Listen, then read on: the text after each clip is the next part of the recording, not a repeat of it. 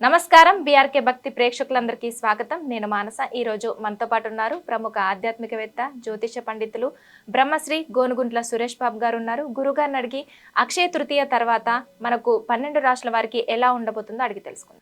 నమస్కారం గురుగారు. నమస్తే గురుగారు, ద్వాదశ రాశిలో సింహరాశి వారికి మే నెలలో ఎలా ఉండబోతుంది? సింహరాశి వారికి మే మంత్ 2025 సంవత్సరం మే మంత్ ఎలా ఉందో చూద్దాం.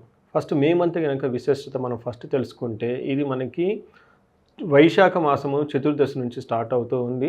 వైశాఖ మాసం అనగానే ఈ మాసం విష్ణుమూర్తికి అత్యంత ప్రీతికరమైన మాసం. ఈ మాసంలో ఉదక దానం చేస్తే విష్ణు లోక ప్రాప్తి వస్తుంది అని చెప్పేసి మనకు శాస్త్రాలు చెప్తూ ఉంటాయి. ఇంకా ఇక్కడ ఉదక దానం అంటే, ఉదకం అంటే నీళ్లు, అంటే మంచి నీటిని ఈ మాసంలో ఎక్కువగా దానం చేయాలి. అడిగిన వాళ్ళకి దాహం తీరుస్తూ ఉంటే కనుక అత్యంత పుణ్యప్రదము అని మనకి చెప్తూ ఉన్నాయన్నమాట. పూర్వకాలంలో చలివేంద్రాలు ఏర్పాటు చేసేవాళ్ళు, వచ్చే వాళ్ళకి, పోయే వాళ్ళకి, పశువులకి, గొడ్లకి, పక్షులకి నీటిని పెట్టేవాళ్ళు అనమాట. అయితే ఇప్పుడున్న కాలమాన పరిస్థితుల ప్రకారం మనకి అలా చలివేంద్రాలు పెట్టడం కుదరకపోవచ్చు. కాకపోతే మీరు ఆల్టర్నేట్గా ఇప్పుడు మీకు వాటర్ బాటిల్స్ దొరుకుతూ ఉంటాయి. అవి తీసుకొని చక్కగా మీ కారులో కానీ, లేదంటే మీకు బైక్లో కానీ పెట్టుకొని మీరు వెళ్ళేటప్పుడు ఎవరైనా ఎండగా కనుక నడిచి వెళ్తున్నా, ఎండగా ఇబ్బందులు పడుతున్నా కనుక ఆ బాటిల్ వాళ్ళకి దానం చేస్తూ ఉంటే ఎంతో పుణ్యం మీకు వస్తుంది. ఇది మీకు ప్రతి ఒక్కళ్ళు ఈజీగా చేయగలిగిన బెస్ట్ వర్క్ అని చెప్పాలి. మీకున్న ఎన్నో రకమైన పీడలన్నీ పోయేసి మీ ఇంట్లో అష్టైశ్వర్యం తిష్టేసుకొని కూర్చుంటుంది.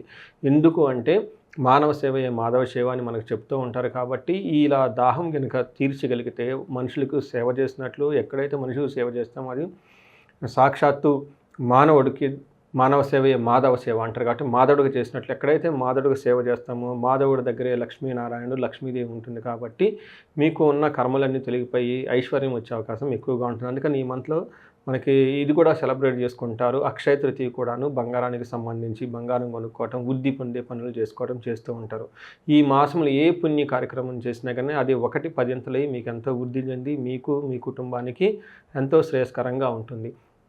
మనం సింహరాశి కనుక చూసుకుంటే, ఈ మే మంత్లో సింహరాశి వాళ్ళకి జ్యోతిష శాస్త్రం ఒక బెస్ట్ మంత్ అని మనం చెప్పుకోవాలి. ఎందుకంటే ఈ రాశి వాళ్ళకి 2 ముఖ్యమైన సంఘటనలు. ఒకటి, షష్టగ్రహ కూటమి వలన ఈ రాశి వాళ్ళు కొంచెం ఇబ్బందులు పడుతూ, టెన్షన్ పడుతూ ఉన్నారు. దానితో పాటుగా వీళ్ళకి ఏలినాటి శని కూడా స్టార్ట్ అయింది. ఏలినాటి శని కూడా స్టార్ట్ అయినా కానీ వీళ్ళకి ఫస్ట్ ఇయర్ ఏలినాటి శని యొక్క ప్రభావం అంత ఎక్కువగా ఉండదని మనం గమనించుకోవాలి.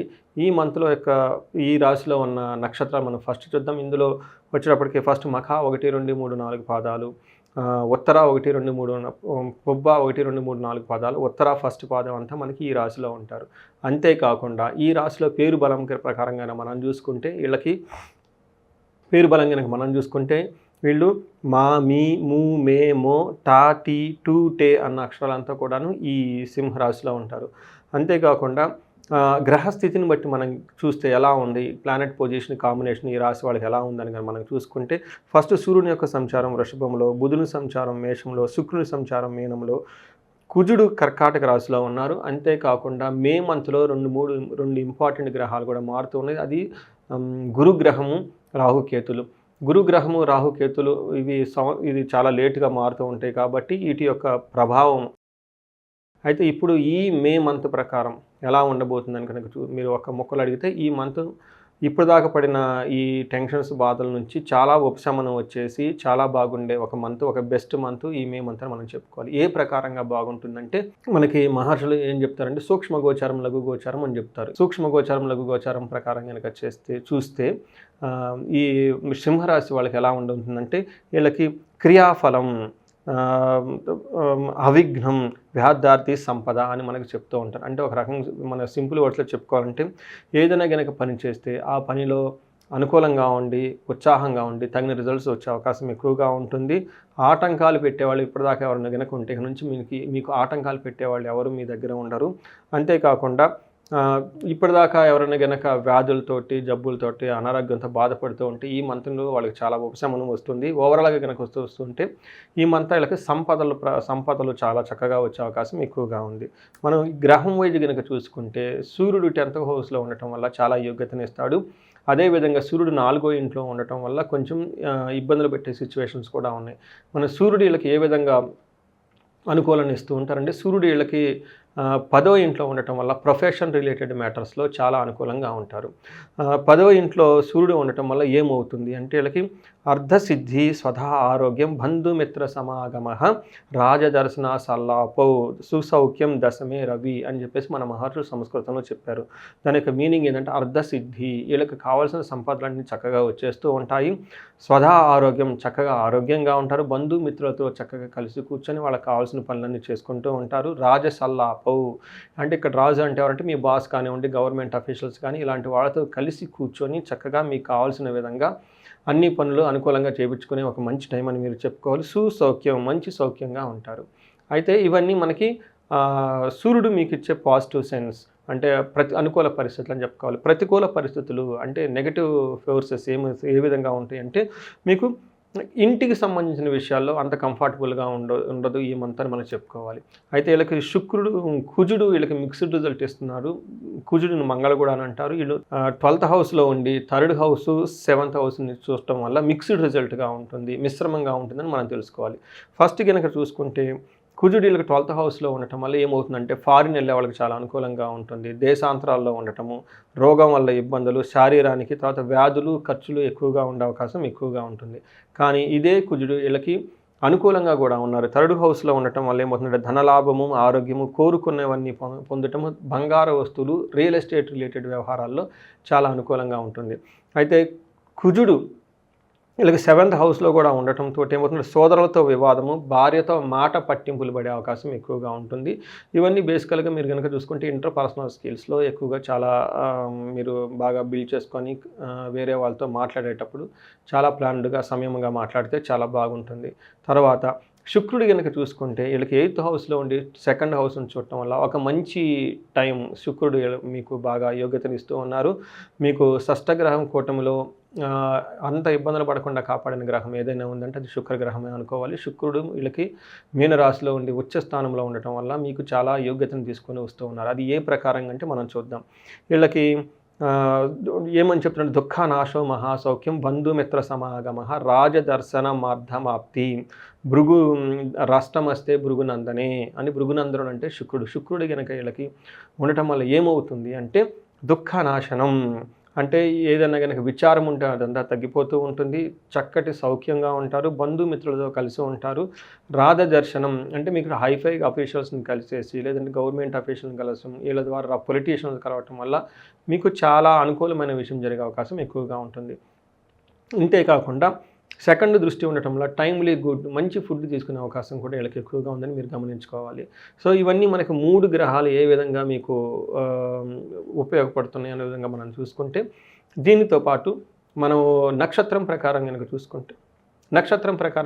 చూసుకుంటే వీళ్ళకి మఖ, పుబ్బ, ఉత్తర 3 నక్షత్రాలు ఉంటాయి. మఖా నక్షత్రం వాళ్ళు కనుక గమనించుకుంటే వీళ్ళకి పాజిటివ్గా పరవాసము, విదేశాగమనము, తర్వాత వస్త్రలాభం ఇవన్నీ పాజిటివ్గా ఉన్నాయి. నెగిటివ్ సైడ్లో అంటే ప్రతికూలంగా కనుక మనం చూసుకుంటే వీళ్ళకి దేహ పీడనము, పరవాసనము చూపిస్తుంది, రోగము కూడా చూపిస్తూ ఉంది. తర్వాత ఉత్తర పాల్గొన నక్షత్రం వాళ్ళకి కనుక చూసుకుంటే వీళ్ళకి క్షేమప్రదంగా ఉంటారు, విదేశగమనము, రాజ్యలాభము, పరవాసము ఇవన్నీ చూపిస్తూ ఉన్నాయి. ఛాలెంజెస్ కనుక చూసుకుంటే వీళ్ళకి దరిద్రము, రోగపీడనము, రోగము చూపిస్తూ ఉన్నాయి అన్నమాట. ఇవన్నీ నెగిటివ్గా వీళ్ళ మీద ప్రభావం చూపించాయి. అయితే వీళ్ళకి పాజిటివ్గా ఉత్తర నక్షత్రం వాళ్ళ కనుక చూసుకుంటే వీళ్ళకి రాజ్యలాభము, పరవాసము, క్షేమము ఇవన్నీ వీళ్ళకి అనుకూలంగా ఉన్నాయి. ప్రతికూలంగా కనుక మనం చూసుకుంటే వీళ్ళకి దరిద్రము, దేహపీడనము, రోగము ఇవన్నీ వీళ్ళకి నెగిటివ్గా ప్రతికూలంగా ఉన్నాయి. ఇక్కడ గమనించాల్సింది ఏంటంటే ప్రతి ఒక్కరికి వీళ్ళకి దేహ పీడనం హెల్త్ కాంప్లికేషన్ చూపిస్తూ ఉంది. అందరికీ కామన్గా ఫారిన్ వెళ్ళాలనుకున్న వాళ్ళకి చాలా అనుకూలంగా ఉండి క్షేమప్రదంగా ఉంటుంది. దీంతో పాటు రాజ్యలాభం కూడా చూపిస్తూ ఉంది. అంటే హైఫై ప్రమోషన్స్ వచ్చే అవకాశం చాలా ఎక్కువగా ఉంది. వీళ్ళకి సింహరాశి వాళ్ళకి చాలా రోజుల తర్వాత ఈ మంత్ ఒక బెస్ట్ మంత్ అని మీరు అనుకోవాలి. దీన్ని సద్వినియోగం చేసుకుని ముందుకెళ్ళాలని చెప్పేసి నేను కోరుకుంటూ ఉన్నా. అంతేకాకుండా మఖా నక్షత్రం వాళ్ళకి పశునాశనం, ధననాశనం అయ్యే అవకాశం ఎక్కువగా ఉంది. ఓవర్ ఎక్స్పెండిచర్ చేసే అవకాశం ఎక్కువగా ఉంటుంది. పూర్వ పాల్గొనే నక్షత్రం వల్ల అగైన్ ధనం మీకు అవుట్ ఆఫ్ కంట్రోల్ వెళ్ళిపోయే అవకాశం ఎక్కువగా ఉంది. చక్కగా ప్లాన్ చేసుకొని ముందుకెళ్ళాలని చెప్పేసి కోరుకుంటూ ఉన్నాను. గురుగారు, ఈ రాశి వాళ్ళు ఎలాంటి పరిహారం చేసుకుంటే మంచి ఫలితం ఉంటుందంటారు? ఎవరికైతే దరిద్రము దేహపీడనం ఉన్నాయో వీళ్ళకి ఈ దరిద్రం పోవటానికి, లేదంటే ఈ సంపదల నుంచి ఈ లూప్లోంచి బయటికి రావడానికి మీరు కుబేర పాశుపత అభిషేకం కానీ, లేదంటే శ్రీ సూక్తంతో సంపుటీకరణ చేసిన మహాలక్ష్మి విశేష హోమం జరుపుకున్న 2 రోజులు చక్కగా ధన ప్రవాహం వస్తుంది. ఆరోగ్యం ఎవరికైతే కనుక బాగలేదో వీళ్ళకి ఆయుష సూక్తం అని ఉంటుంది. ఇది వేదమంత్రం. దీన్ని జపం చేయించుకున్న, జపతీర్థం మీరు తాగిన చాలా బాగుంటుంది. అమృత మృత్యుంజయ పాశుపత అభిషేకం చేయించుకున్న చాలా బాగుంటుంది. అంతేకాకుండా ఎవరికైనా కనుక రాజ్య లాభం చూపిస్తుంది. మీరు అంటే ఒక వైస్ ప్రెసిడెంట్ లేదంటే ఒక సంస్థకి అధిపతి కావాలనుకున్నా కానీ, లేదంటే మీకు ఒక వ్యాపారంలో మీరు ఒక దిగ్గజంగా ఉండి ముందుకు పోవాలనుకున్నా కానీ, మీ కాంపిటీషన్ నుంచి మీరు తట్టుకొని ముందుకు వెళ్ళాలనుకున్నా కానీ, వీళ్ళకి రాజశ్యామల హోమం చేపిస్తే అత్యధికంగా బాగా కలిసి వచ్చే అవకాశం ఎక్కువగా ఉండి రాజమాత యొక్క ఆశీర్వాదం మీ మీద ఉండటం వల్ల మీరు చక్కగా అన్ని పనులు చేయగలుగుతారు. సో ఈ విధంగా మీకు ఇంకా వ్యక్తిగతంగా జాతకం కనుక చూసుకొని, అందులో ఏమైనా దోషాలున్నా దాంట్లో ప్రకారం కూడా గమనించుకొని చక్కగా పరిహారాలు చేసుకొని, ఆల్రెడీ బాగున్న ఈ మంత్లో ఇంకా చక్కగా మీకు బాగుండాలని చెప్పేసి కోరుకుంటున్నాను. ఈ మంత్ అంతా మీకు అష్టైశ్వర్యాలు కలగాలి, భోగభాగ్యం కలగాలి, సుఖంగా ఉండాలని చెప్పేసి కోరుకుంటున్నాను. ఓకే గురుగారు, చాలా చక్కటి వివరణ అందించారు. ధన్యవాదాలు. ధన్యవాదాలు.